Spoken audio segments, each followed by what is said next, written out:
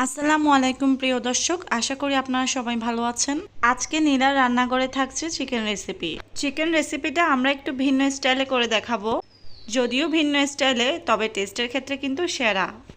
আপনারা যদি রেসিপিটা শেষ পর্যন্ত ফলো করেন তাহলে আমার বিশ্বাস আপনাদের এই রেসিপিটা খুবই ভালো লাগবে। তাহলে চলুন শুরু করা যাক। আমি চুলায় একটা প্যান বসিয়ে দিয়েছি। এখন এখানে হাফ কাপ রেগুলার তেল দিয়ে দিব। এখন গোটা মশলা দিয়ে দিচ্ছি। এখানে এলাচ, লবঙ্গ, দারুচিনি যা যা গোটা মশলা থাকে তাই দিয়েছি অল্প অল্প করে। এরপর দিয়ে দিচ্ছি 1 কাপ পরিমাণ পেঁয়াজ কুচি।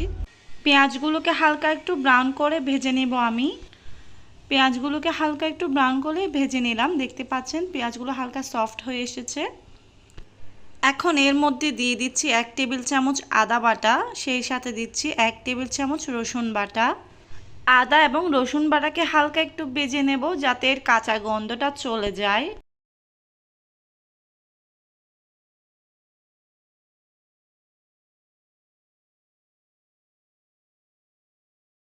এখন দিয়ে দিব হাফ টি স্পুন হলুদ গুঁড়া, দিয়ে দিচ্ছি 1 টেবিল চামচ লাল মরিচের গুঁড়া, দিচ্ছি 1 টেবিল চামচ কাশ্মীরি রেড চিলি, দিচ্ছি 1 টেবিল চামচ ধনিয়ার গুঁড়া, 1 টেবিল চামচ ভাজা জিরার গুঁড়া দিচ্ছি। এখন এগুলো একটু মিশিয়ে নেব।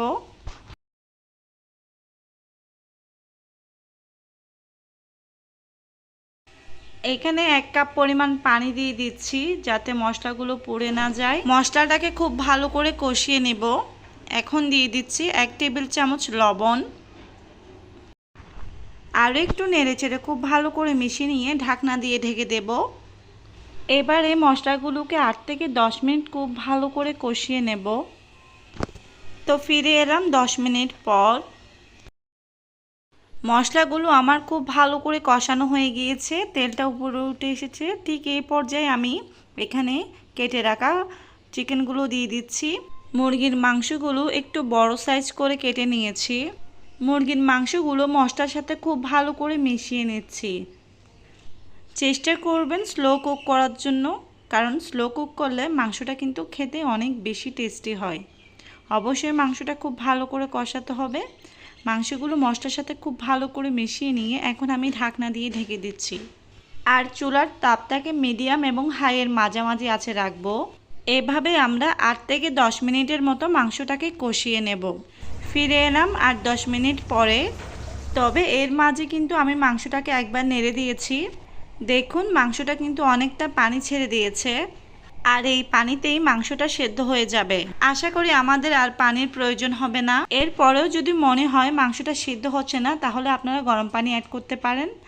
এখন আমি দিয়ে দিচ্ছি কয়েকটা আস্ত কাঁচা মরিচ, আর দিয়ে দিচ্ছি 1 টেবিল চামচ পরিমাণ গরম মশলার গুঁড়া। চুলার আঁচটা কিন্তু মিডিয়াম টু লোয়ের মাঝামাঝি রাখবেন, তাহলে মাংসটা খুব বেশি সফট হবে, সিদ্ধ হবে এবং খেতেও কিন্তু অনেক বেশি টেস্টি হবে। এখন এগুলো নেড়েচেড়ে আমি আরেকটু মিশিয়ে নিচ্ছি।